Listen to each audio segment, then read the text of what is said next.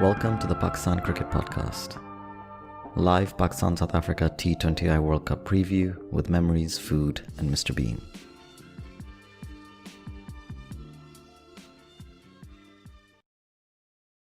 All right, so this is a special episode with the Pakistan South Africa game about to start in about 15 hours from now, I think. Don't trust my math.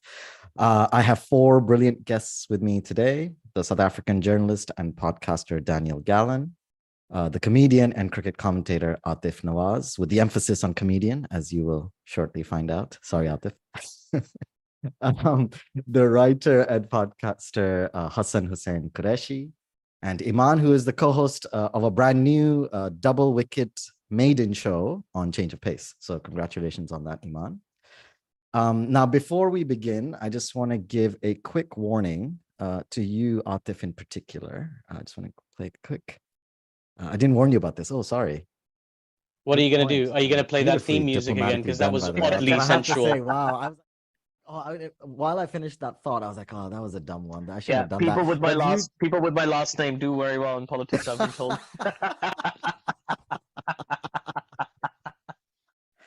The laugh continued. There was an evil laugh at the end. So none of that diplomatic shit here. Okay, Aatif, just as a warning. And if any of you are mean to me, and I'm looking at you, Hassan, in particular, I tried this last time. It wasn't funny then, but I'm going to go with it and see if it's funny this time. That's against the spirit of podcasting. And that's Melinda Farrell. Don't fuck with Melinda Farrell. She used that against me in the podcast, but now I've recorded that and used it. I'm going to use it against the rest of you if you are mean to me in this podcast. So this is going to be a very relaxed and informal discussion, as you probably would have guessed. But I want to begin with something a bit serious. What did you all make of this Pak-Bean rivalry between Zimbabwe and Pakistan? I tried explaining it to some of my American friends here, and they were both bemused and excited about this. Aatif, considering you're the professional comedian here, why don't you start us off?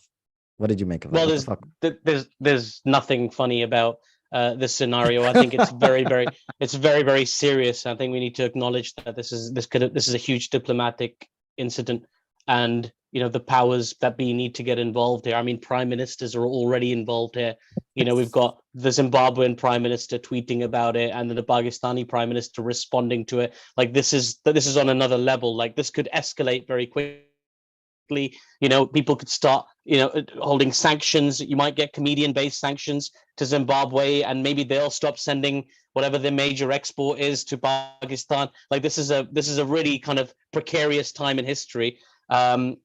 Like the one thing, Sami, that blew my mind, man, is why people in Zimbabwe, including the prime minister of the country, think that Pakistan has ownership on Rowan Atkinson, the actor, and where they have him on some kind of retainer where they can just ship him out to other countries' agricultural shows to go and do a random performance, right? There's two parts to this. Number one, like, who decided that the best thing to promote something in a campaign with Shahid Afridi was a fake Pakistani Mr. Bean? That's where he began his illustrious career, in a campaign with Shahid Afridi, an ad campaign. And I watched it, and that's fine. You think you dismiss it as a chalo theek hai, ek baar chalo theek hai, idea tha kisi ka marketing wale ka, shayad lunch late ho gaya tha us din, and so they did it that way. But like just to try and extend that as a Mr. Bean impersonator to go to Zimbabwe. I mean, think of the poor kids in Zimbabwe who've been watching the Mr. Bean show. They're probably watching the cartoon version. They're expecting the real Mr. Bean. He doesn't turn up. They get this Pakistani doppelganger. They're like, whose uncle is this? Why is this guy in Zimbabwe? I want to see Rowan Atkinson, the guy from Johnny English. You've sent me the guy from Mola Jatt. What is going on? Like, why?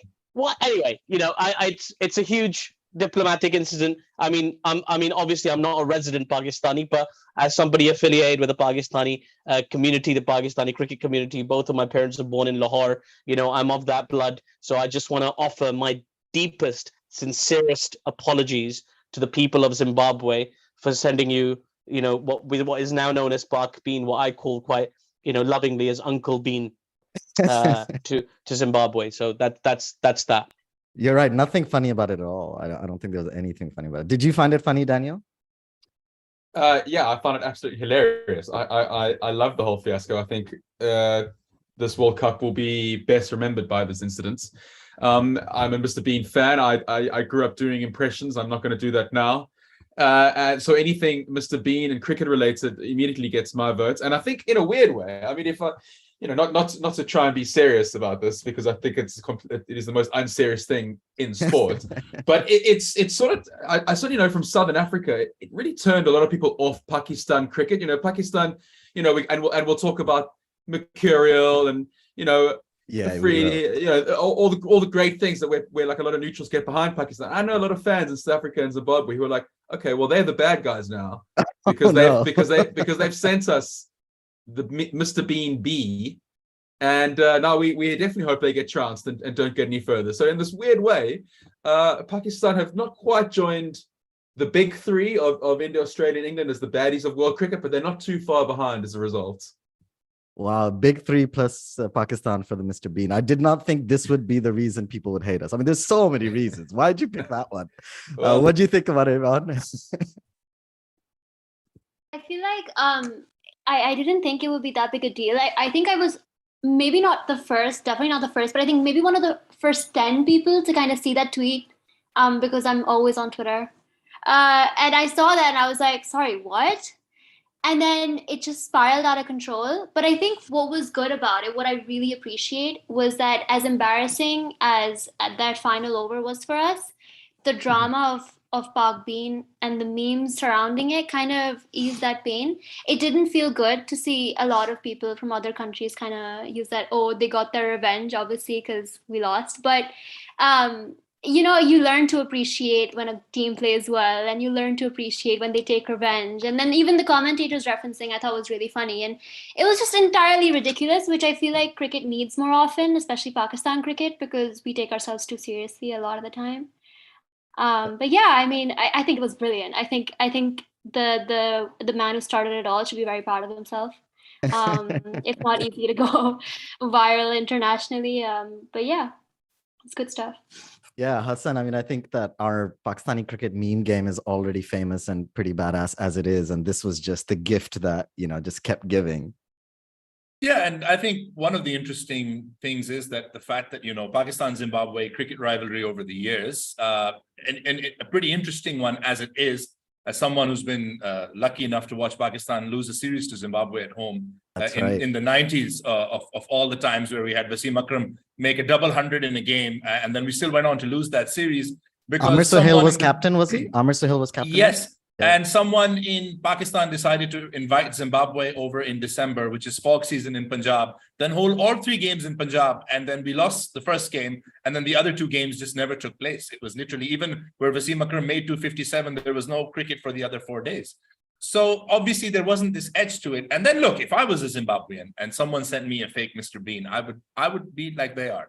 I think they've got every right. The fact that somebody definitely has sent you a fake Mr. Bean, I'm sure.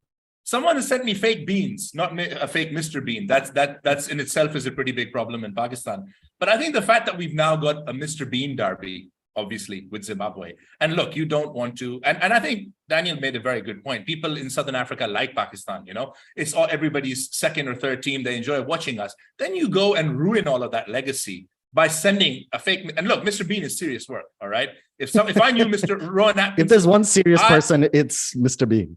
It's Mr. Bean. Now, I think what happened is a lot of people maybe put 2 and 2 together. Aatif will probably know this. I think Rowan Atkinson is married to an Indian lady. And then we go and create a Pak Bean and send it out there. There's so much geopolitics going on over here. Okay, this is so many other things adding up to it. And then look, we have given Zimbabwe their best export in recent years in Sikandar Raza Butt. We then gave them an absolute reason to use that against us. I mean, you take a butt from Gujranwala and you send him over to Zimbabwe. That's one of the best things you can give someone. But then you make him an angry butt, and then you make him angry. Now, imagine how he's feeling when his mates are coming up to him and saying, do you believe that your country of birth sent us a fake bean? He's got nothing else to do to redeem himself but put in that amazing man of a match performance. Otherwise, I think he might have. So look, it did come back. Did it come back and bite us in the bean? Absolutely. Absolutely it did. And look, we're struggling with this now. And the fact is that while I think Eman is right that the guy who started this should be happy and proud of himself, he may just have jeopardized Pakistan's chances of winning the World Cup. And the fact that it'll come down to us losing off the last ball. Aatif, like he said, knows this very well. There are always people waiting to jump on anyone with Nawaz in their name. For Nawaz to get that wrong and it all to come back to Mr. Bean. There's a book to be written here, and I hope all of us will contribute towards this book. I think it'll be one of the best books ever written on cricket. Yeah, and it better have a bean/butt wordplay as you just did there. So you better have that in somewhere, either in the title or the subtitle at least. Now, before that disastrous Zimbabwe game that you have all referred to, but again, Mr. Bean has made that pain take the pain away slightly for us.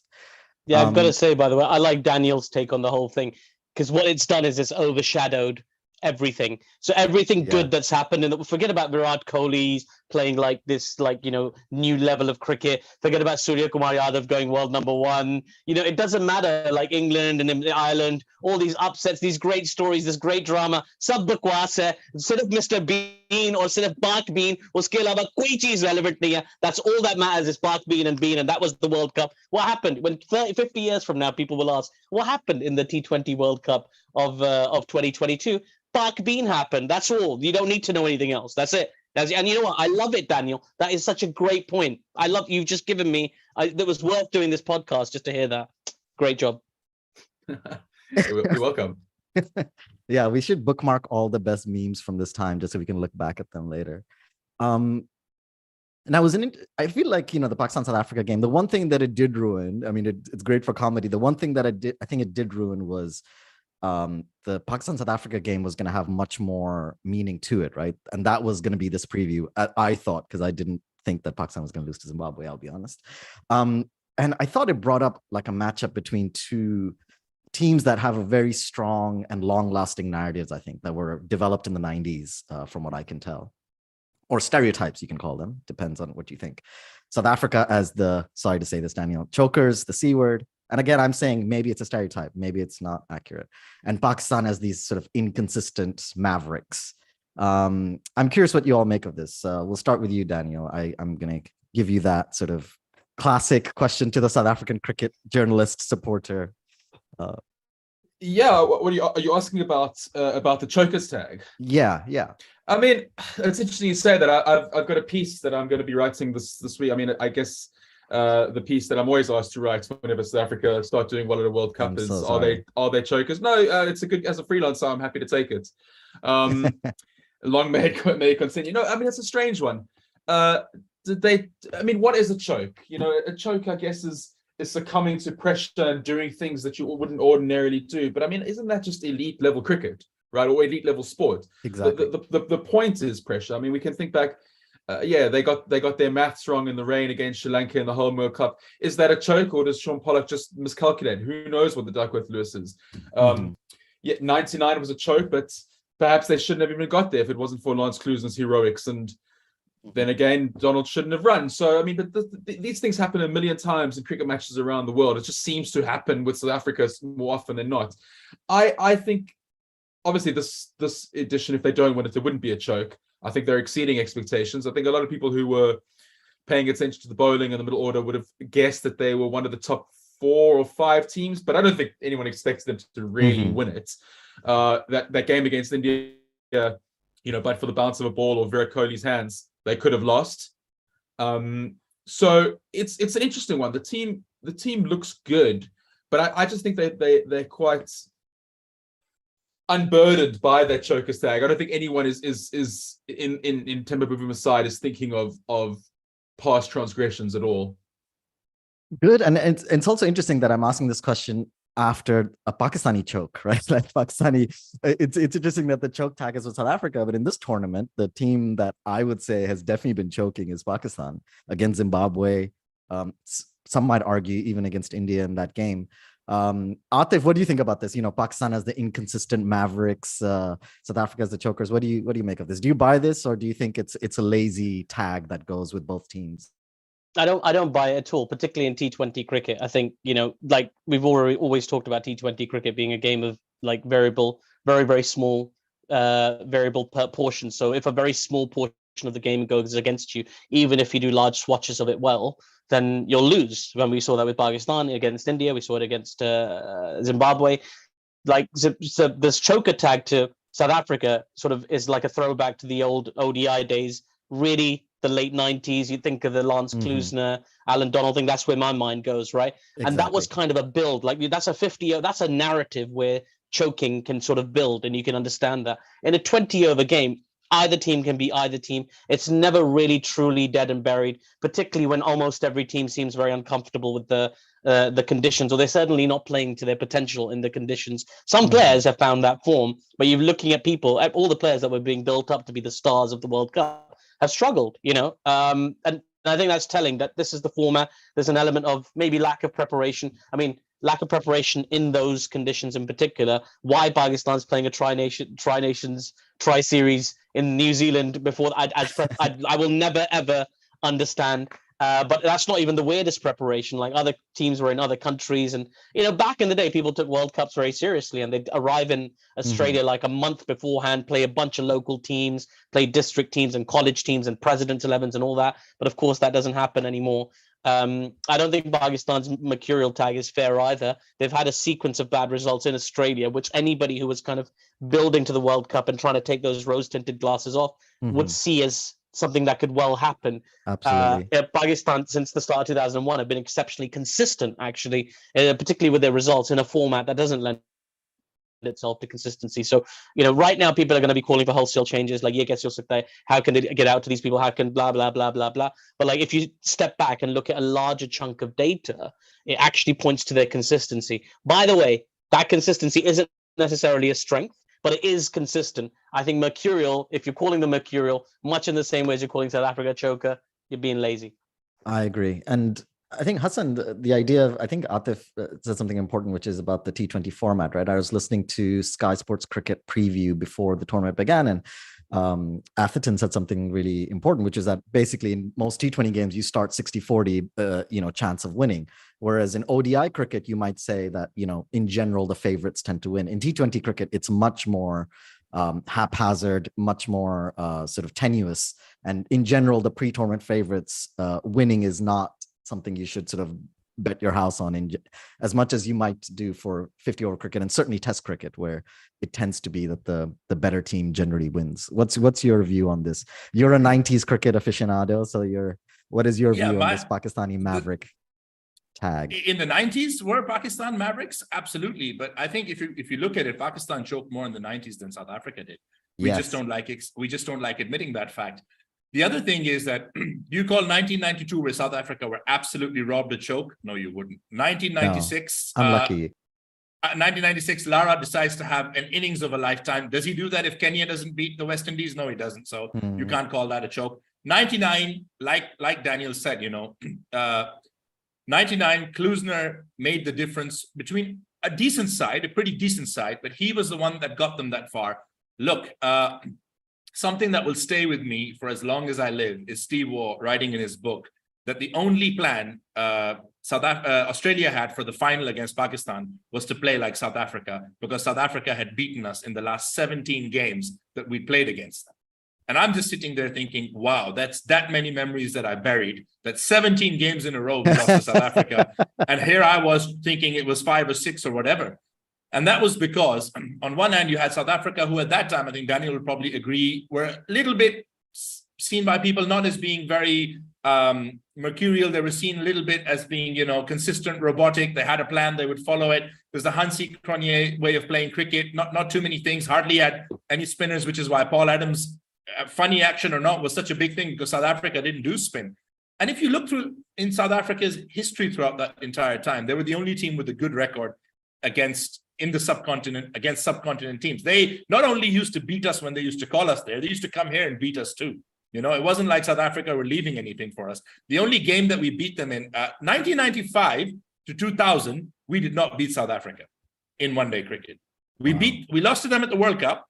We then won the next 6 games, which is when we called South Africa over to Pakistan to play a tri-series with Australia. And I think we just, kind of forgot that South Africa are also there. So we sent them to all the small cities and all the weird grounds. They played in Gujranwala, Sheikhupura, wherever we sent them. Fanny de Villiers got on a bike and drove around the towns, took lots of pictures. We beat them. We sent them home.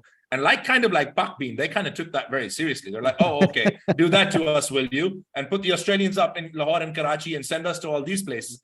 And then when you asked me to do this podcast, the first thing that came to my mind is Pakistan versus South Africa for a Pakistan fan just spells PTSD. It's literally PTSD when I look at everything. Yes, other than T20 cricket, where apparently we have a one-game advantage. And here's what worries me. Okay, we talk about South Africa choking and we talk about Pakistan being mercurial. Yes, we've got a three-peat record against South Africa in T20 World Cup cricket. Okay, in all of those matches, the Shahid Afridi semi-final, nobody's expecting that. Shahid Afridi decides in those last two games that he's going to have the games of his life. That's why we ended up winning 2009. The other two games, our hero on both occasions was Umar Akmal. Okay, that's a choke. If you're going to lose games to Umar Akmal, that's a choke. And the fact that Umar Gul somehow managed to hit Yak Kallis of all people for those two sixes. But again, at the time, if you look at South Africa, they were going through a different, rebuilding stage with their team. Things were. I can't believe that one of the games South Africa lost to us in 2010, they sent AB de Villiers to bat at 6. And I'm thinking to myself, why would you do that? AB de Villiers is the kind of guy who would open against Pakistan and have 150 before lunch. Why is he coming in? So maybe at some point, but overall, if you look at, I think Aatif made a very good point. We have been very consistent, almost South Africa-like in that at tournaments, we're not doing too well, but we've been very consistent in T20 cricket with this form, with this style that we now have. Whereas South Africa may not have been doing well bilaterally, but they've been on fire this entire World Cup. And anyone who's been watching them, like Daniel said, is realizing that they're putting together a very good team. This at the moment, by the way, is with a struggling captain. Temba is not being able to do it with the bat. They have an immense amount of depth. They have fast bowling resources. They've got two really good spinners. They seem to have all bases covered. Whatever happens or doesn't happen, South Africa are turning that tag around from being the teams who would always dominate bilateral series and struggle in tournaments to being the team that's doing really well in tournaments. Whereas Pakistan going great in bilateral games, the minute we come to tournaments, something seems to happen. So I think it's a little bit reverse, except South Africa are not mercurial. They're still very consistent. And we've definitely choked in this World Cup. I'm sorry. Even if Virat Kohli is batting, to give 48 in 3 overs with Shaheen Shah Afridi and Haris Rauf bowling 2 of them, look, we pulled off a choke, okay? Even that last over, asking Nawaz to bowl seam up, we've choked there. We've definitely choked against Zimbabwe. Obviously, they had their reasons. Send someone a fake beam, they will obviously choke you. So those problems exist. But I think right now, if we talk about currently, I don't think those narratives apply anymore. South Africa are just a very good, very consistent side that to me seem very comfortable with their plans. Whereas Pakistan, I think, are taking too much pressure when it comes to their plans. We can do something different. I don't know what reason it is that we're choosing not to. And yeah, we're all, everybody was rooting for East Pakistan to win today, and that didn't happen. I think I'm more worried about what West Pakistan pulls off tomorrow. Eman, I want to go to you. I hope, sorry for being slightly rude, but I just want to make sure I go back to Daniel because he has to leave soon. So I want to make sure I get one more question from him before, and then you can answer that because I know he has. Thank you. Sorry, guys. I gotta get my my son from nursery school. No, not at all. Thank you so much for giving us so much of your time. And I know it was a very short time you could be here. So I want to make sure I go and ask you one more question before you leave. So I'd asked everyone to give us a dose of nostalgia and think of one previous Pakistan-South Africa World Cup game. I was going to leave it, it doesn't have to be T20. It can be 50 over as well. It can be for funny reason, joyous reason, painful reasons, whatever. What is yours and why? Sure. I also hope you ask me a food question because this is really why I signed up for the podcast. I definitely want to leave and give my food memories in cricket because I love that. I think you should dedicate a whole episode to food and cricket. But yes, 99 World Cup. South Africa were dead and buried. I'm looking at the scorecard now. In pursuit of 221 for victory, they stumbled to 58 for 5 when Jonty Rhodes went out in the 20th over. Azam Mahmood, who I absolutely loved, Azam Mahmood. I think he was one of those cricketers I don't think got a lot of attention in South Africa because obviously you had Wasim Akram, Shoaib Akhtar, and Syed Anwar. But Mahmood was just so good. He was just consistent, just like one of those like consummate pros. I kind of just felt like he was sort of a man for all seasons. And yeah, that 99 World Cup. I remember watching that game thinking this was it. I think South Africa had to win that game, or if they didn't, you're nodding along. So they had to win that game, and they just weren't going to. And Jacques Kallis was dropping anchor as he does, but he wasn't really getting on with it. And then Sean Pollock was sort of stuttering and made 30. And then Lars Klose came in, and at the time, I mean, he ended on 46 or 41, which now sounds pretty pedestrian, but at the time was like he'd come down from an alternate dimension, just swinging that oak tree of a cricket bat, clearing the front leg, carving people through the offside. He hit 3 sixes in this match, which is probably a big tally for him because he actually didn't hit a lot of sixes. It's certainly by modern assumptions. He hit a lot of fours along the ground, but they went like a tracer bullets. And I just remember thinking, they're going to do it. They've just beaten a very good Pakistan side. They've chased down a tricky target. I mean, Wasim Akram Shoga up to Azam Mahmood, Abdul Razak, Saqlain Mushtaq. Is that maybe Pakistan's most complete bowling attack? I think so. I guess I wonder where Waqar Yunus was. Was he? Why was he? He was on the bench. He was on the bench. He was on the bench along with Mushi, Daniel. Yeah. So those two couldn't even get into the team. So I mean, that bowling attack that South Africa got over the line. Then I thought we're going to beat Australia, and it's just because we got. I keep saying we. You know what I mean? I was a child at the time. It was all about we. It was just such a great memory, and I guess it gave South Africans the belief that they can beat anyone on their day, except for Australia, and because of what happened in the subsequent weeks, that sort of lingering doubts and internal insecurity sort of manifests into something that has now become what you see as this like overtly machismo South African cricket fan, where we feel like we can bully everyone else, including England, but just not Australia. So it's a very long-winded way of saying that I absolutely love that game. And if we get a nail biter like that tomorrow, then we're in for a cracker. And before you leave, you got 4 more minutes, so I'm going to squeeze a little bit more out of you. Yes. So Food. First thing, food. What is it? Braai? Is that? It's a braai, yeah. I mean, if you're gonna have an Afrikaans accent, it's a braai. But I actually don't associate braais with cricket. Braais for me is more of a rugby thing, where you go cook outside, you braai your meat, and you come back and you watch the game with like a boerewors roll. For me, cricket food, the first thing I always think of, I mean, apart from a beer at the Wanderers, are little mini donuts that are deep fried, and you kind of get them from. They're everywhere. But when you walk in, as you walk into the Wanderers, I don't know if any of you have ever been to the Wanderers, but as you walk in, you sort of kind of go down this little slope, and the stadium sort of opens in front of you as you go through the turnstile. And on the left there is just like a barracks of donuts just being fried, and they cover them with chocolate sauce and caramel. Anyone listening to this who has been to the Wanderers know exactly what I'm talking about.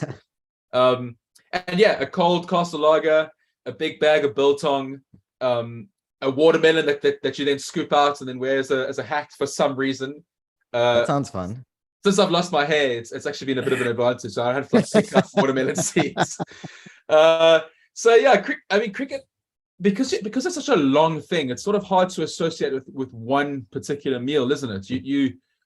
If I'm watching on TV or in the stands, I just find myself just constantly snacking. And Daniel, weren't samosas a big thing in Durban at Kingsmead because of the large Indian population? I remember a lot of people saying that that's something you'd find a lot, bunny chow and samosas at Kingsmead. Samosa perfect because it's a little snacky thing that you can kind of inhale 40 and you don't really don't really know what's happened to you. So I guess cricket for me, I mean, going to a stadium it's all about the sights and the sounds and the smells, but the taste as well. I mean, I've written a piece, an ode to the Wanderers, that was in the Night Watchman a couple of years ago, and I dedicated 2 or 3 paragraphs to the things that you eat at the ground, because I think that really does make the full 3-dimensional experience of a ground, and that's why I guess that's such a shame that prices in the UK are so expensive, because you can't really have that perpetual, continuous snacking. Although I saw some guys selling mutton rolls in Australia for $1. So I hope that man has a startup business when he gets home, and we're making him a millionaire, because that guy's got his heart in the right place.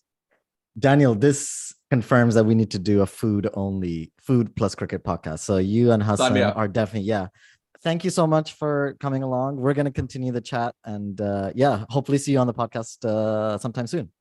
I'd love to be back. Thanks so much, guys. Go well. Take care, Daniel. Take care, Daniel. Cheers, bud.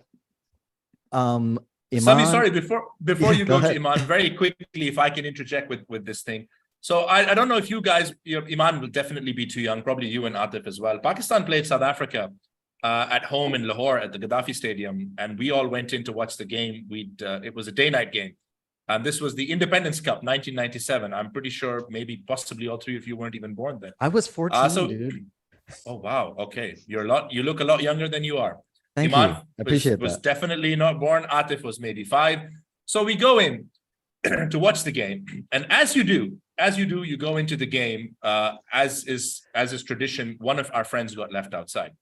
And we'd gone to the general stand, 10 rupees wale ticket ka. And so we'd gone there, and one of our friends was outside. And so they're like, you look the oldest of us, obviously, and you look the most scariest of us. So you go outside to get her back in. I said, yeah, no problem.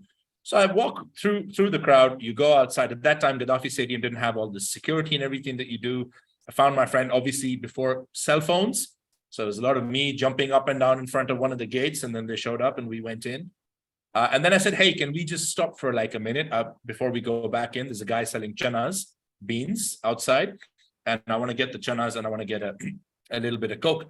And it's dead silent. And now the game has started. Pakistan is batting, right? And I'm like, wow, it's really quiet for some reason.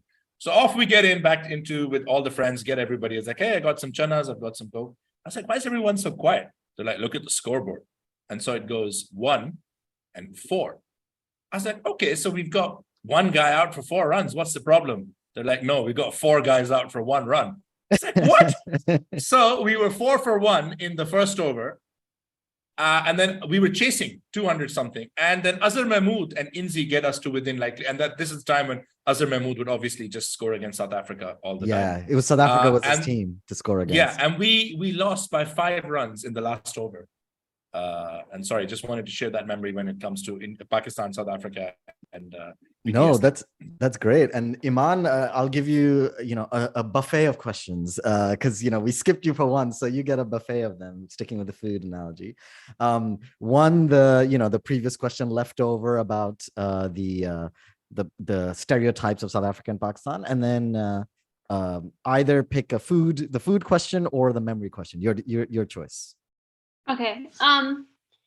Controversially, I don't have a food that I associate with cricket.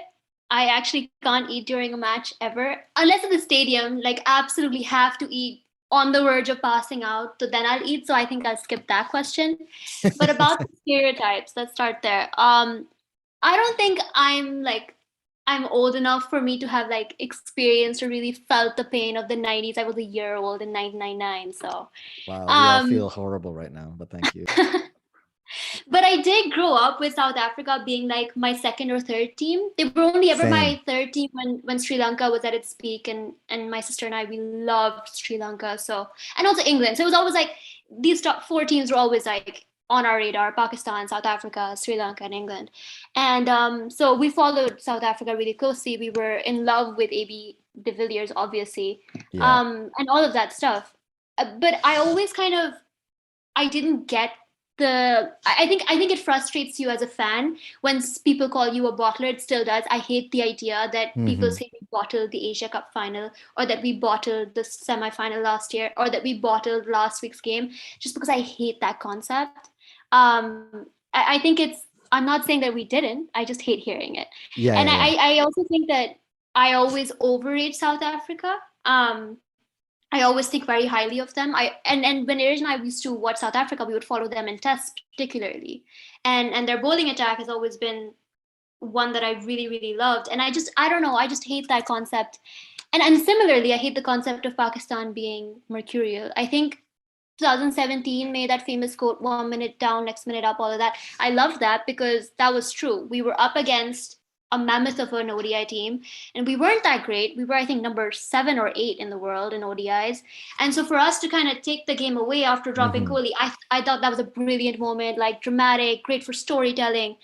But since then, we're a much better team. So now when someone goes like, especially when kind of seasonal fans go like, oh, Pakistan is so unpredictable, they cannot deal with pressure and things like that, I just get really frustrated. Because I think Aatif, it was the one who said, we've been really consistent. And when you kind of bring in that unpredictable tag, you're taking away from that consistency. Because, dear God, even where we're not supposed to be consistent in T20 cricket, we are consistent. Okay? Yeah. We will be consistently slow on the power play. Please respect that. But Yeah, I just hate stereotypes in general. I think I'm also It's very lazy, right? It's lazy. It sort of Yeah. takes away from like actually thoughtful analysis. When it's true, you're right. In that moment, it did make sense. In the moment, the excitement when Nasser Sen said that, it made sense. But if you use that as a sort of your general analysis whenever Pakistan wins or loses, it's just lazy. To most non-Pakistani cricket previews tend to have some sort of some evocation of the idea that Pakistan is mature, or which I think is quite lazy. Aatif, you gonna come back on that, or No, I was just going to help you with the word. The word you're looking for is cliche. They keep leaning on that irritating cliche. Yeah. And it's not even that it's a cliche. It's just irritating because it just shows that you haven't done your prep. And then I feel stupid. Exactly. Why am I reading what you've written, or why am I watching your video? Because you obviously don't know what you're talking about, because you're leaning on like this outdated, like you're not paying attention to what's happening. I give fans space to be a little bit more reactive, because I understand people, the Pakistani fans in particular, very, very emotional. They feel every loss. We feel every loss, right? And I understand getting a little bit upset. So I give people leeway. I used to be like, "Nahi, decorum hoga, pants ki tang, koi bhi badtamizi nahi karega." But I now I'm like, okay, everybody, that's fine. Everybody can grieve in their own way. I try and be a bit more chill and less like dictatorial about the whole thing.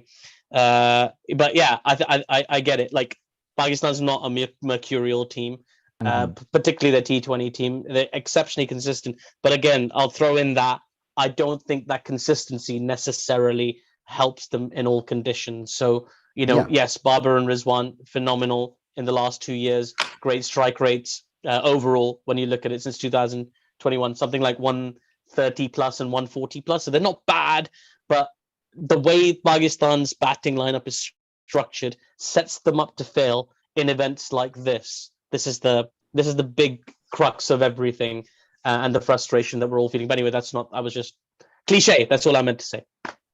Before I ask the rest of you for your memories, I just want to take in some of the questions in the chat. Somebody commented on how awesome your t-shirt is. I think it might be Eman's sister who may have said that actually in the chat. And Osama Ahmed. Oh, Osama, yeah. He's been on the podcast. Hey guys, who are you guys playing? Asif or Heather on the Sydney pitch? We know that Fakhr cannot play, sadly.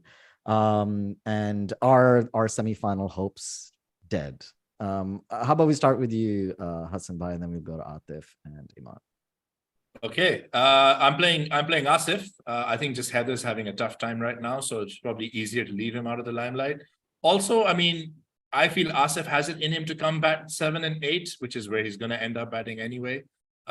When he shouldn't be batting at that, we're not going to move the order around to suit his strengths. So, I mean, might as well keep him at number 11 if we need 2 or 3 sixes off the last over, because that's something we can possibly do. Heather, we're not using him to the best of his ability, and we know, like Aatif said, how emotional Pakistani fans can get.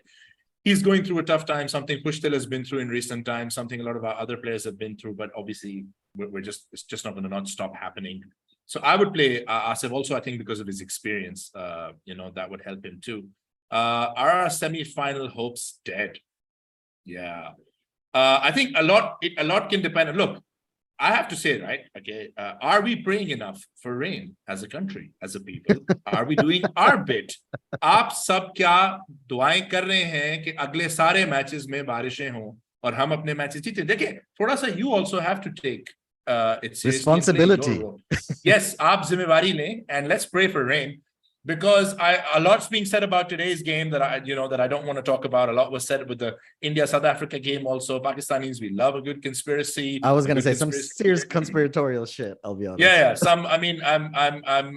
And just some of the forwards that I'm getting from WhatsApp uncles in Pakistan are absolutely WhatsApp is ablaze, yeah. Yeah, I mean, I'm figuring out all when I find out all the people who are involved in making Pakistan cricket not go through.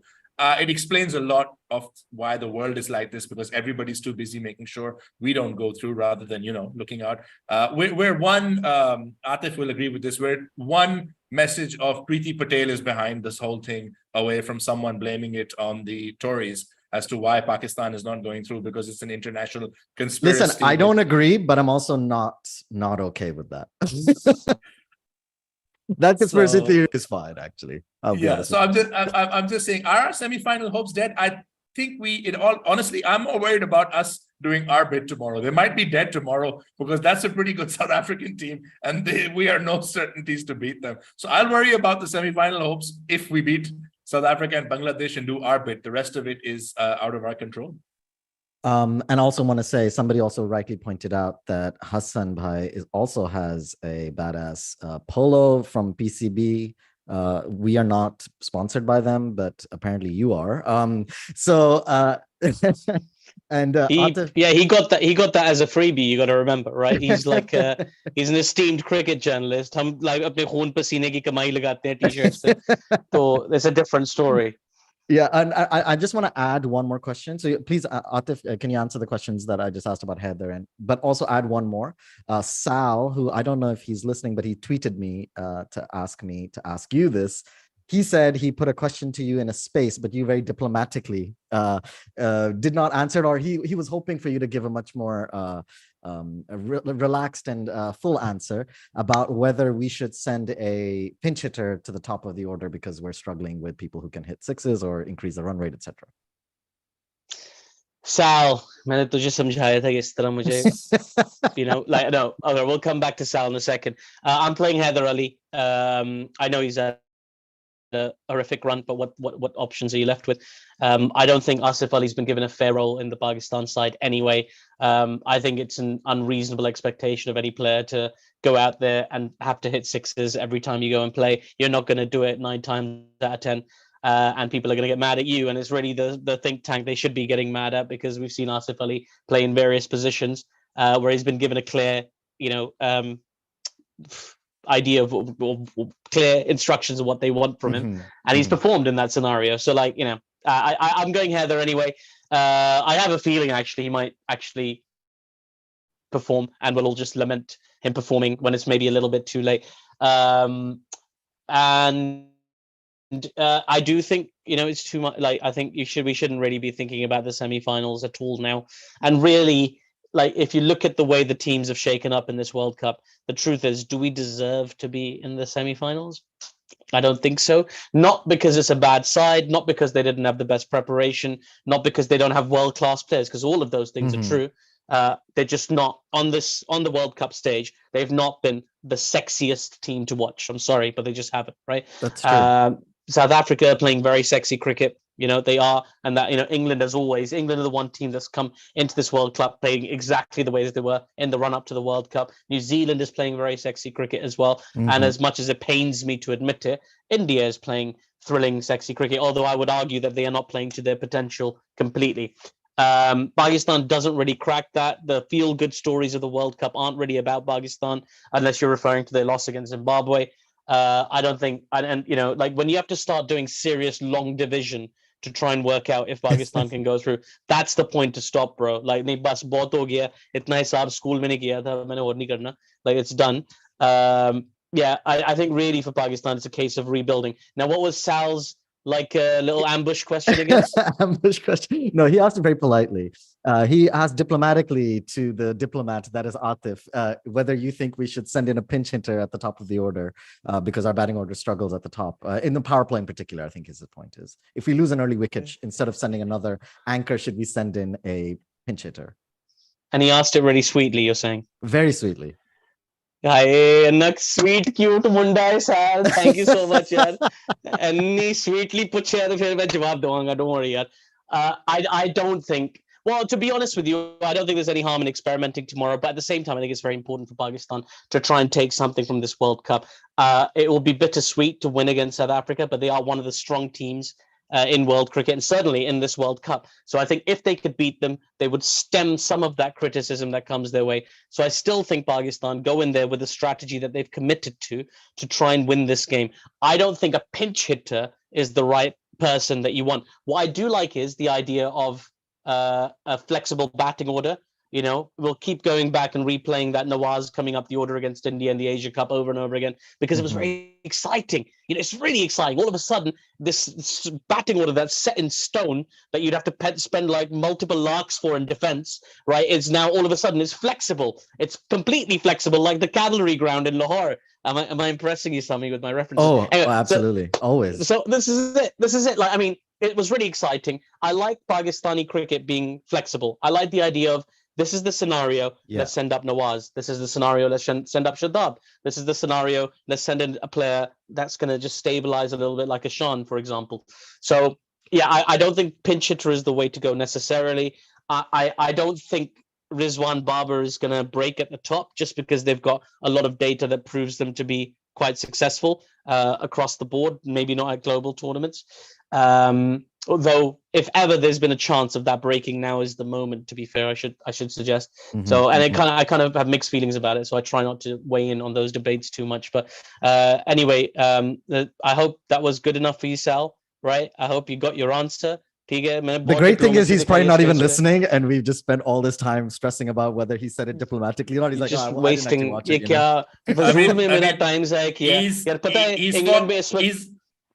He's followed you from the space all the way to the podcast just to get this answer. He's committed. I'm telling you. But he's asked him. He's emailed the podcaster specifically. He said, "Sami, get me my damn answer. This bloody wannabe politician named Nawaz is not giving me my answers. So I want to know. What he has to say. I mean, I'm breaking myself away from some classic cricket South Africa T20 Super Smash cricket. It's not called Super Smash. It's on at the moment anyway. So I'm watching. I'm breaking myself away from that, Sal. But it's not good enough for you, Sal. Maybe you need to look at yourself, Sal. Maybe you need to look at yourself and think about what it is you're expecting from people. Don't worry. At this moment, Sal is just blissfully having a nice walk wherever he is, while all this is happening. And apparently you're looking very stressed. I think this is Iraj's comment. So this is Eman's sister, I think, who said that in the chat, that you're looking very stressed. This was 10 minutes ago, so I don't know what was happening then. It was probably me asking a question. And there's a cricket right behind my phone screen, which I'm using to do this, is a cricket match on a screen behind. So I've strategically, there's a mirror in the back. See, I'm a very Gharib Munda, so I am probably quite stressed about my Gurbat, to be fair. But like in the background, you can probably see the reflection of the television. So I'm trying to cover it with my very, very large shoulders. And just because you have the katakana, I'm going to say wakarimashita, understand in Japanese. Thank you. Eman, what do you think? Heather, are you going with Heather? Are you going with Asif? Are you still praying? Have you given up? What is happening? No, I gave up a while ago. I gave up right after the Zimbabwe game. Actually, I didn't think anything was gonna happen. I remember in the last 5 overs, we still had a very good chance of winning, and Iraj was like, "Oh my God, we can do this!" And I was just like, "We've lost this game." She's like, "What are you talking about?" I'm like, "We've lost it. I'm telling you, we've lost it," and we did. But that's just the pessimist in me. I think I gave up a while ago. But I'm only a pessimist in Australia, by the way. So, anyways, about Heather and Asif, before the Zimbabwe match, I did say that I'd want Heather in, and I backed Babar for that. I was so happy when he did that, and I know that we need a death overs kind of specialist hitter and all of that stuff. But I honestly, at that point, I didn't really care about the World Cup. I had a bad feeling, like I said, pessimism. So I just wanted Heather to kind of get that experience. If he's not good on the back foot yet, I was like, maybe he can be now. If he gets that kind of exposure, naive or overtly hopeful, I don't know. But honestly, I just wanted him in the game, and I wanted him to do something. Especially after he got out so embarrassingly against India.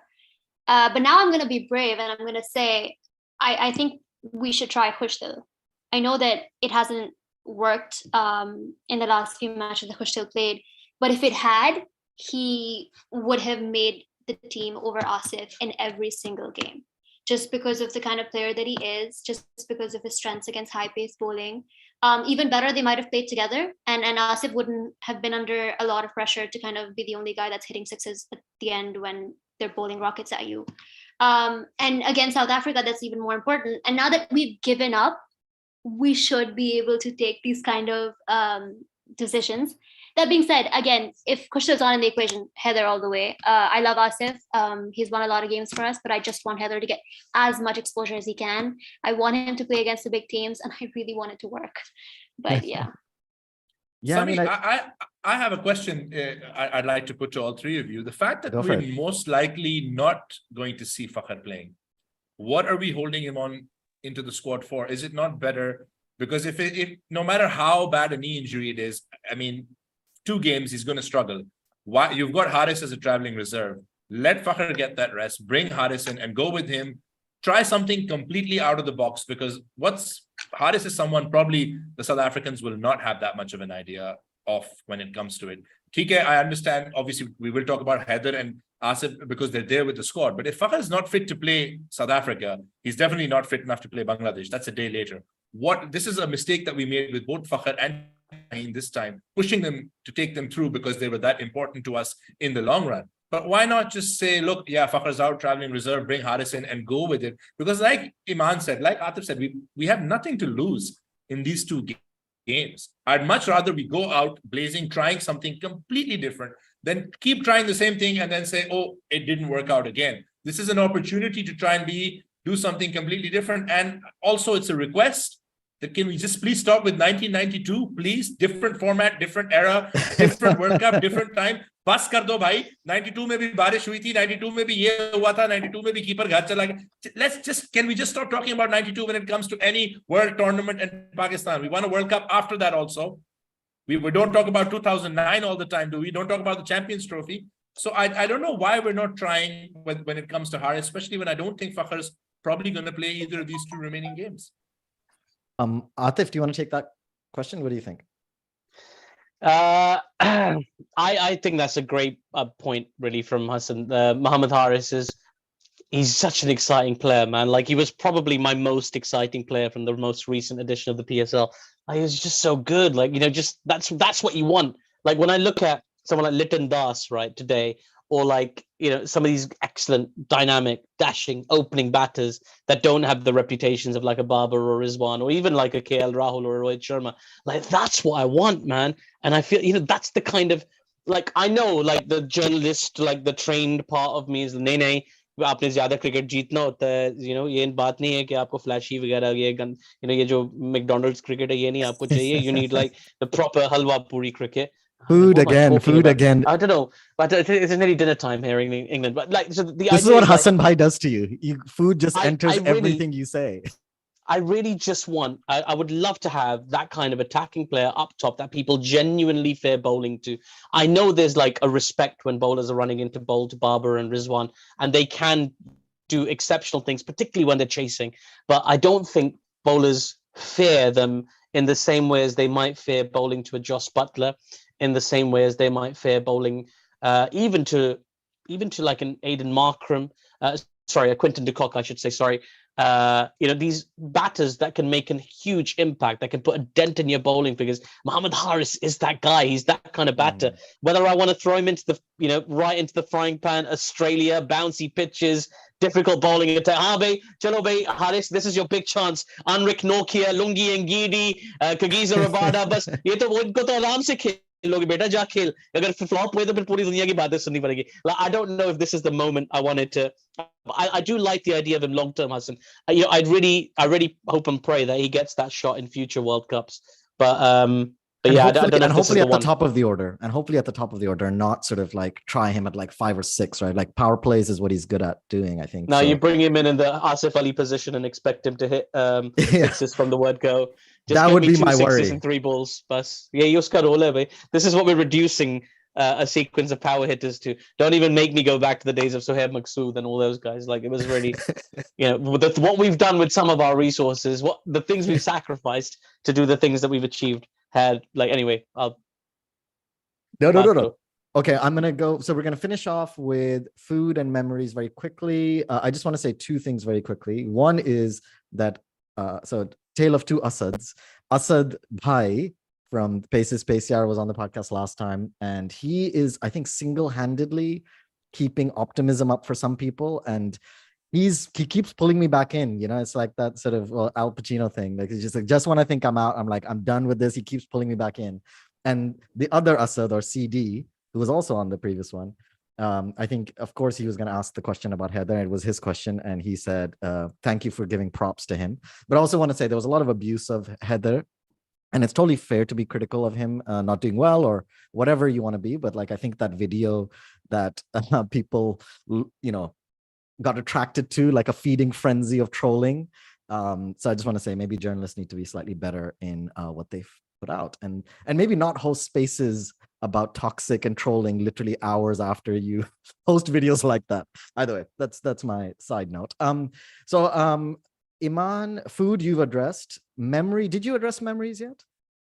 I didn't. Okay, go for a memory. But I'm Go so ahead. glad you asked me first, because I feel like, I mean, I don't actually, you guys are such hipsters. I don't think you guys would choose this one. How right you are. I'm gonna choose the 2019 World Cup. The win against South Africa is one that I love, because that was one where I feel like people are projecting their feelings onto this World Cup that they had in that one, because one not that great, and we were like embarrassed against West Indies, Australia, and all of that. And then we had a few good wins, which haven't happened yet. And then there was rain involved and all of that was happening. So people are like, oh, we got wrong then. And that's what's happening to us now. So I love that win for a lot of reasons. I feel like ODI matches where there's no centurion, but you still get to 300. And there's some really, really nice knocks in the middle are really special. I think it was Haris Sohail. Yeah, I wish I had the scorecard. I'm sorry if this is wrong, but I am pretty sure it was Haris Sohail. Somebody just put on Haris Sohail supremacy in caps. I think it was Asad. Yeah, it's Asad CD. Yeah. 87. Yeah, it was him at the end. I think he was scoring like a ridiculous amount of runs in the last 10 overs. I think it was like 80 or something runs, because I remember we were just like losing it, because we were like, can we get to 300? I think South Africa that point, I don't know if they have since then, but hadn't chased 300 plus.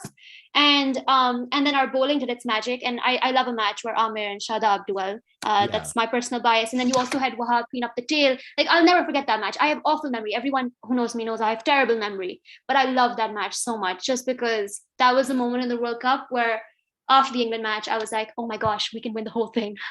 And bearing in mind, South Africa wasn't the greatest side in the world then. But yeah, that's a special one for me. This is not a memory. Because I think you all have brought so many matches, but the 92 World Cup, bringing it back to 92, Hassan Bhai, just not because the match was that memorable, but I think the John T. Rhodes run out of Inzamam, that's like, all-time classic reel that comes up. So that's always a Pakistan-South Africa classic, purely for that run out of Inzi. And of course, I will do a podcast on just Inzi runouts at some point. Aatif, food, memories. Dude, before I do either of those, I just want to show you something. Eman, are you reading a book? What the fuck? No, I'm going to show you something, right? This is like my notepad that I use for every live game that I've commentate live, right? This is for live games. There's another one for off-cube games. Nerd and I scroll alert. back, and I was pretty sure I would find it, and I did find it. This is the notes. I don't know if you can see them there of oh wow, the Pakistan versus South Africa game from the 2019 World Cup. So I was there. I won't forget it. It's right here next to what is this? Middlesex versus Derbyshire Day 3 at Radlett. So it's right here in my little notebook, which is coming to Pakistan in December. Yay! Food. I'm gonna. I feel bad because, like, obviously Lahori person. Yeah. Not really a big foodie is the truth. I just went to Japan for a week and mostly just ate cup noodles. So I'm not really big food guy. And when I watch cricket, much like Eman, I don't get very hungry. I kind of just usually a little bit anxious, or am like on the phone or talking to mum and dad, and no, they can't eat anything, so I can't eat anything. But at the cricket grounds, like when you're commentating, you get some gorgeous food sometimes. So tell us about that. Shout out to Edgbaston in Birmingham, which I think is probably the best. Lords is probably the second best, and Headingley in Yorkshire, I'm sorry to say, is the very worst. Catering there is, like, it's amongst the, I mean, one day they served us some gnocchi, which you probably all know pasta, right? Gnocchi, right? It's a kind of pasta, and it was so hard, I swear to God, it was like, I mean, it would do really well off a good length. If you put that gnocchi on a good length, it would swing nicely. So yeah, but yeah, it's very cool, man. The food stuff in England is fantastic. I can't wait for the catering in Pakistan in December. I'm very curious to see what kind of situation that's going to present and how tentatively my colleagues are going to get into it. Pepto-Bismol, keep a lot of it. Yeah, I've got people, like, I swear to God, we've got a WhatsApp group. They're all like, what is this dengue fever they speak of? I'm like, believe me, that's not the worst of your problems, man. At the Multan Stadium, what they're going to give you, yeah, you need Pepto-Bismol and you're going to need a lot of Gaviscon. Yeah, I think one or two of them are a bit not. I don't think they'll mind me calling them precious. They like their food a certain way, so they'll probably have things arranged for them. But yeah, sorry. So memories. I'll go back in time, but I'll try and keep things relevant. I Sure. love the game that Eman mentioned, but my favorite is 2009, the World Cup semi-final, T20 World Cup semi-final, the World Cup we won.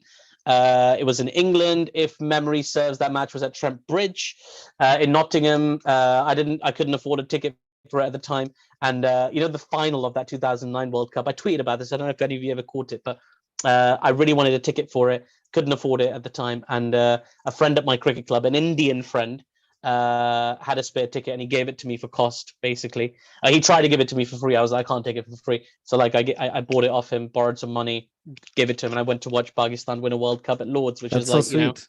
like, yeah, he's a lovely guy, man. There's no way he's watching this right now, but if you are Puneet, you are a great dude. Pak India cricket friendship, love it. Yeah, so that match was amazing, man. I remember it vividly. Shahid Afridi's knock, and people, it's very fashionable to hate on Afridi, of course, but as Eman has pointed out, we are cricket hipsters. So I've always really liked Shahid Afridi. I know he's said all sorts of bizarre things and strange things, but I've always been a fan. I can't turn that part of myself off, right? I distance myself from some of the statements, of course, and I don't endorse that.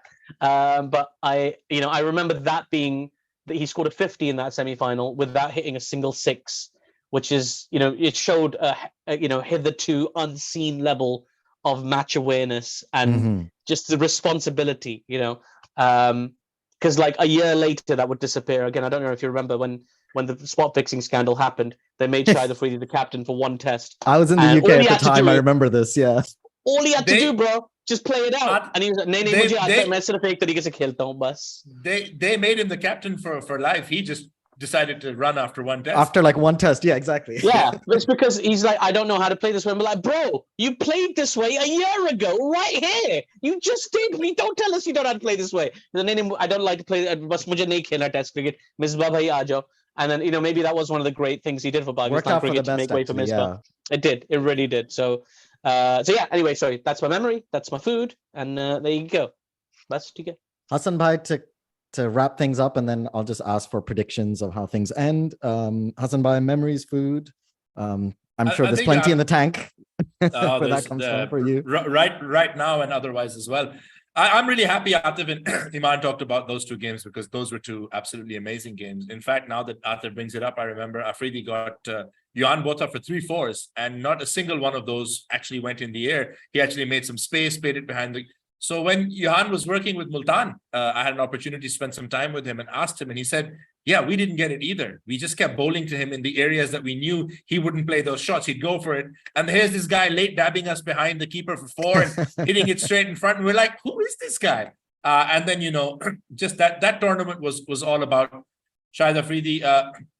Obviously, I have a food-related memory to the game Eman is talking about, because obviously, yes, it's surprising. But I was at the Subway in phase 5, and I got them to put the game on their TV, and they're like, we don't know if we get the game. I said, whoa, you get the game and you will put the game on. So I don't know how they managed it, but kudos to the Subway in phase 5 Defense Lahore, who put the game on for me to watch the end of Haris's innings. And then, of course, I drove back home and saw the rest of the game as well.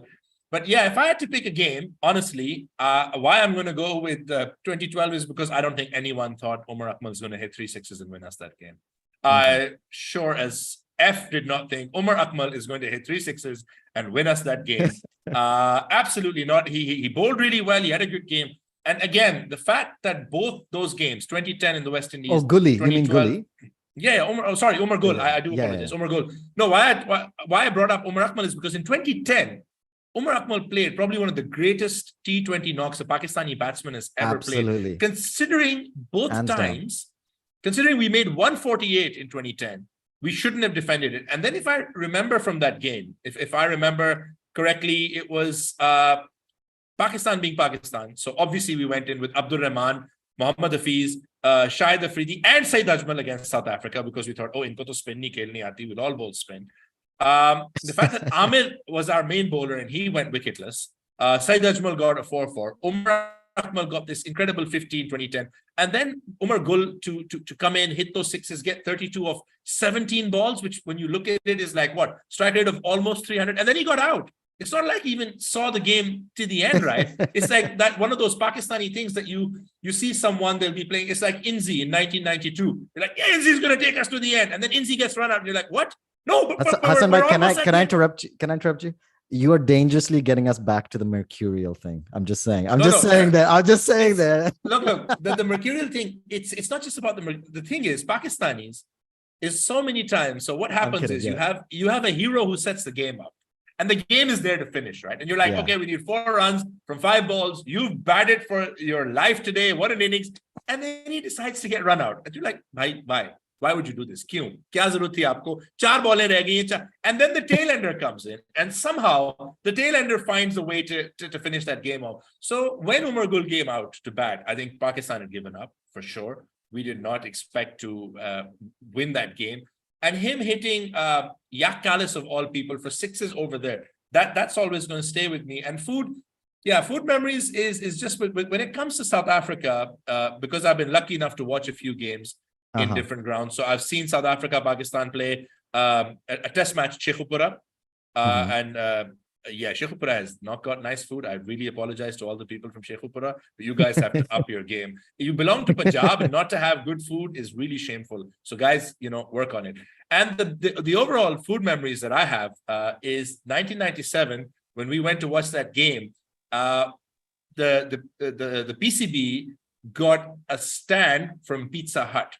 Okay, now being Pakistani kids, famously Pakistani cuisine, classic. Yeah, but I'm just telling you the fact that we had Pizza Hut available in Gaddafi Stadium, Lahore during cricket matches, and they were selling it New York style by the slice for obviously an insane amount of money. Because now when you go, it is like like Aatif said, it's there's catering, it's very sort of sanitized and stuff. But there was your Anda Shami burger, or there was the 200 wala pizza that you would get at Gaddafi Stadium in those games. So food memories would be, obviously I couldn't afford the 250 wala pizza because I was buying a 10 rupee ticket. So we would all pool in to get that Anda Shami burger and have that. And the overriding memories are of playing South Africa. Aatif can't stop laughing for some reason. But it's true, man. It's like 4 of us would pitch in $5 each to get that 20 rupee wala burger. You know, bro, you know what it is, right? It's what you're saying. It's just a damning indictment of the way the economy in Pakistan has fallen. Because like, 1,000 रुपए में इतने मजे करेंगे आपके भैया में क्या? नहीं, 1,000 में 1,000 तो I think the most money I ever took to a game in my school days was like 50 rupees. And that's not including my ticket. How much was a bottle? How much was a bottle in those days? In those days it was 8 rupees. 8 रुपए की बोतल. Yeah, and the bottle was shared also. It's like Adi Can I ask you a question, Hassan? I have to ask you a question. Like I've been dying to ask this since the start of the podcast. I just have to ask you because either you're making a mistake or I'm making a mistake, right? And I just need to know this, right? Okay, why do you keep calling him Yaks Kallis? I'm just curious because everybody else calls him Jacques Kallis. Yak Kallis. Is that correct? No, you're correct. Apologies. You're correct. It is Jacques. Is it not? It's with the J. It is Jacques, right? Like Jacques Kallis. Jacques. Yeah, I've heard it like that my whole life, but you were saying Yak Kallis, and all of a sudden No. Have I been saying it wrong my whole career? No. You've been saying it right. I'm saying it the Pakistani way because I'm that excited remembering the game. You have to remember that sitting in Lahore, it is Yak Kallis, even though it's Jacques Kallis. Very true. Thank you for pointing that out. No, that's something I'm very particular about. Thank you for pointing it out. So Jacques Kallis got hit for those 6s. Now coming back to that Anda burgers. Game, the Anda burgers. And the thing is, keep the price tally going, please. Yeah, just keep reminding us what it costs. 20 rupees ka tha tab, should be about $60 now, which is it's one of the things that stay. The problem is the overwhelming memories I have of playing South Africa anywhere is losing. Is just consistently losing to these guys all the damn time. Is just losing to them in South Africa, losing to them in other tournaments except the World Cup, and losing to them at home, So a lot of the food memories, it's not the same as when remembering games against other teams where you would be winning, the games, And yeah, I think if I have to remember something, I still remember because those pizzas came out and we didn't have the money to afford them because we were in the general stand. with the 10 rupaye ka ticket and the 20 rupaye ka burger, 8 rupaye ki bottle, 12 rupaye bach gaye, which means I probably got a 2 rupaye ki bubble. And I took can't 10 tell if you're rupees telling home me a back. story or taking an order. I can't tell. Hey, that's a pretty good order. And the best thing was, I think I remember when someone said, "Can we get mineral water at the games?" And we looked at them and said, "We just paid 40 rupees for tickets, 10 rupees ke tickets leke hum 4 log general stand mein baithe. Do we look like we're going to buy mineral water for you? You've come with the wrong people to the wrong ground at the wrong time." So yeah, those would be the memories. Excellent. Do you know what's interesting? Sorry, Sam, I was going to point Go out for that it. like the current tickets for the test match, they're like 250 rupaye and for the Yeah. normal ones and 500 rupaye for the VIPs, from what I gather. Because I've had so many people reach out and be like, "Nee, tickets mil sakti hain, VIP वगैरह." So I'm like, all right, I'll just bite the bullet and buy a bunch of tickets. And I was like, these are really, why are you asking me for free tickets? These are really, really cheap. Tickets could be free. They still ask you for free tickets. That's how it works in Pakistan. It's because they know a celeb. They know a celeb, and the celeb will get them free tickets. Doesn't matter if the tickets are free. So expect Also, Aatif, you are guilty because you're bringing porns. So when you're bringing porns, we know how much one porn. Oh, for a thank second, God. I thought you said something very different. I heard something very different as well. I'm so glad I'm Pounds. explicit. I'm so glad I'm explicit before I clicked, because YouTube was gonna kill me for this. Before quickly moving on, very quickly. So, Eman, how about we go with you? What do you think about who's gonna win the game tomorrow? Who's gonna do well? And third prediction, who's gonna win the World Cup? Okay, Pakistan's gonna do well. Sorry, that's a wanna tough one, say- right? We were talking With about food and reference- suddenly just asked you this question out of the blue. Sorry. I want to say Pakistan's gonna win, and with reference to our Lord and Savior Babar Azam, I think he'll finally show up tomorrow. Inshallah. And I think he's gonna do well. I'm expecting like 160, 170 strike rate, nothing less, please. And I think South Africa gonna win the World Cup. I want to Hell say South yeah. Africa, but Me too. backup answer England. Sorry, I don't want anyone else to win. That's it. Yeah, I want South Africa to win this one. And finally, they can get rid Yeah, of this same. choker tag that we have been trying to deconstruct and use for jokes at the same time. Yeah. I can't remember who. Aatif. No, you're younger than me. Aatif. Who's going to win the game Sabka tomorrow? bhai. मैं सबका भाई हूँ, ऐसी कोई बात नहीं है. This is the सब मुझे भाई Shadab. कहते This is हैं. the Shadab and what's it called? Chacha situation, right? हाँ, मेरा बाप भी मुझे भाई कहता है, ऐसी कोई बात नहीं है. So Who do you think would have- Aatif bhai, who's gonna do well for Pakistan tomorrow? Who's gonna win the game tomorrow? And who's gonna win the World Cup? I think Pakistan will get by tomorrow. I reckon if they bat, if South Africa bat first, I think they'll get 158, something like that, because Pakistan are very, very good at bowling.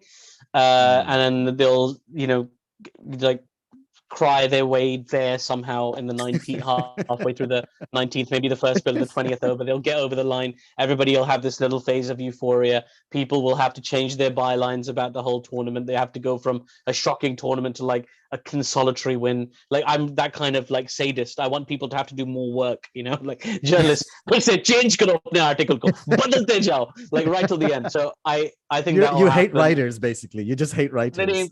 Yeah, you know what? The best thing about being a BBC cricket commentator is anytime you have to write something, you don't have to write anything. Someone will call you and just listen to your nonsense and make it make sense.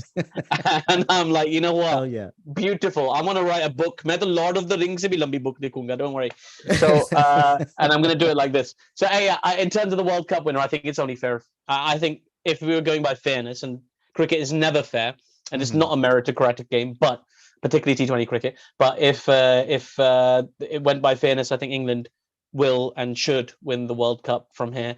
They're the best team, I think, at the World Cup. I think they've got the best, like, literal team, but they've performed quite well as well. Slightly unlucky against Ireland. Take nothing away from them in that win either. And I just think, this is like, it'd be very cool to see that England team that had just come back from Pakistan, won 4-3 in difficult conditions, not with their best team, go to Australia, lift a World Cup in Australia. It'll be cool. And, it means English people will be quite happy, and I'll probably get more work. So, yeah, That's my very selfish take on the tournament. बस मेरा काम होना चाहिए, बाकी सबको भूलो, मुझे बाहर में जाओ, मैं अपने आप को आगे बढ़ाने वाला, पहले Elon Musk मेरा blue tick लेने वाला है, रहने दे यार, मुझे बस चाहिए, come on England, come on England. I just want to read out a couple of quick messages. A lot of people are saying they're getting super jealous of Hassan Bhai's stories. I think they mean the food ones in particular, because you're making me hungry. I haven't had lunch No, yet, so I'm no, bro, starving. no. They're jealous of a time when 50 rupees was more than enough to go to the cricket. That might That's be what more they're jealous. accurate. That might be more correct. And just housekeeping, somebody asked, what is Eman's channel? It's, I think, Double Wicket Maiden is the name of the show, and it's on Change of Pace's YouTube channel, right? Is that correct? Yep. Okay, so check it out. Also, the way my mom and my sister are commenting in the chat. Oh, is it your mom as well? Which one is your mom? Zainab Tufail is my mom. Oh shit! Thank Okay. you, Mama. Legend. Wow. Auntie. Hell yeah. Auntie's a legend. Hello to the Can I just Arbab say, family. I really like that her last comment was literally just I agree with Eman. Like that's, you know, that's what That you is want. the mom. That is you the want your parents to jump into like social media things you do and just endorse your opinion. You know, क्योंकि मैं पूरी जिंदगी wait कर रहा हूँ mummy के कोई भी चीज को endorse करते नहीं तो बकवास ही करता रहता है. You're getting like, this is beautiful. Yeah. You know, very wonderful different job. Very different parenting. Maybe it's a generation thing. My parents, like, I've got 2 masters, I'm doing a PhD, and my mom goes, pass the whole guy now. Pass ho gaye. And like that's all she doesn't know anything. All Well, she cares about is I don't fail. my mom would probably see this and wonder if I'm even on here. So hey, you guys are better off. Well, I just told my mom, like, what are you doing? I'm like, oh, I'm talking to this guy in Canada about cricket. She's like, yeah, you're a Vela banda talking to other Vele bande about Velapan. And I'm like, yeah, well, you know, if the shoe fits. Slightly lower than the Canadian border, but yeah, close enough. North America. Sorry, I forget. Yeah, it's just Canada's cooler, dude. Take the compliment. Yeah. You just confused me for CD, didn't you? Just admit it. Admit it. You thought I was him. And he's much younger, so screw you. No, you can't be him because you're not wearing a Harris, what's his name? Not Harris. Haider Ali. Haider Ali t-shirt. He's got his name tattooed on his heart. You know what I mean? I honestly, when Haider Ali gets out, I don't even feel bad for Haider Ali. I feel bad for CD. I'm like, yaar, us bechare pe kya guzar rahi hai? It's him. Him I make dua for when it's Isha time and I'm doing my extra prayers. And Allah, please give some ease to CD more than anybody else. Because this Hassan Ali run, Hassan Ali bar kyun keh raha? Haider Ali run is hard on him. Okay, final thoughts from Hassan Bhai. But before you say that, I think somebody pretending to be Aatif Bhai's family because they feel bad that you don't have a family member here said, I agree with Aatif. Smiley face. I think they're trying to pretend like they're from your family, by the way. I think this felt really bad for you. No, it's hold on. Uncle. Me? Is that you? No, it's not. It's not. Don't worry. All right, Hassan Bhai, who's going to win tomorrow? Who's going to play well from Pakistan, whether we lose or win? And who's going to win the World Cup? Yeah, I think I'll go with the guys. I think Pakistan will win. More like how Aatif said, somehow, Roroke, somewhere, somehow, hopefully, brother Wayne Parnell, our brother in faith, to bowl a 7-ball wide right at the end when we need 6, you know, and people to talk about that on his social media as we do. I think Shadab's going to have an incredible game tomorrow. I'm really looking forward to him. The way he's been bowling recently, it's really been superb. And just, I really also think Haris is going to have an incredible game because honestly, I think somewhere it gets lost in our performances, but he has been incredible these last sort of 9-10 games consistently since before the England series in the Asia Cup, carrying this attack before Shaheen came back. And I just think, you know, a lot of people, that one bad game against India, he held against him, but it really has been amazing. Haris has come so far, the way he's bowling at the depth, the way he's doing it. So I hope he has an incredible game. I would love for Naseem to have a good game, but I think Shadab will be the difference maker for us. Who's going to win the World Cup? Yeah, I like Aatif said, if it's fair, England will win it. I do think they deserve to win it. I just thought the way they played against New Zealand, they made a really good case for them to win it. And what better than, you know, after what Australia did to us at the last World Cup, than for England to win a World Cup it would be absolutely, I think they would deserve it. The game's not fair always. Especially not T20 cricket, as we said. Yeah. And South Africa have a good shout, like Eman said, especially because they're looking likely to make it. And I think I speak on behalf of all of us when I say we all know who we don't want to win the World Cup. The other three teams could be chicha. It's all good. Zimbabwe, right? The Mr. Bean rivalry. We all know. We all want them to win. 100%. It's definitely beans are involved. I would agree.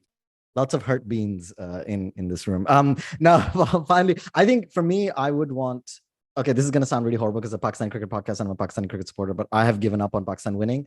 In which case, I would like South Africa to finish top and England to finish top of their group and them meeting in the final. Because I think last World Cup, Pakistan and England were the two best teams and both of them lost in the semi-final.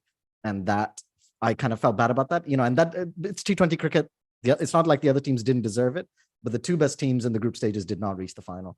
And I think right now, South Africa and England should reach it. And I want South Africa to win, in partly because even though I've got a British passport, I love seeing English fans cry. I'm not talking about you, Aatif, but actually, I could add you to the list. But South Africa in particular, I would want to get rid of this choker tag finally to be over. This is cool, man. I forgot that we were on South African cricket podcast over there. This is good. I'm enjoying this. It's so much fun. It's good. Yeah, it's really nice to be here, eh? Yeah, so that's see, Eman was so offended by what you said. She had to disconnect and reconnect. She just like, disconnected. Fuck off! I'm out of here. Yeah, she's like, no way. And Iman's like, no way am I talking to three Pakistani Brits telling me they want South Africa to win. What is this world coming to? No.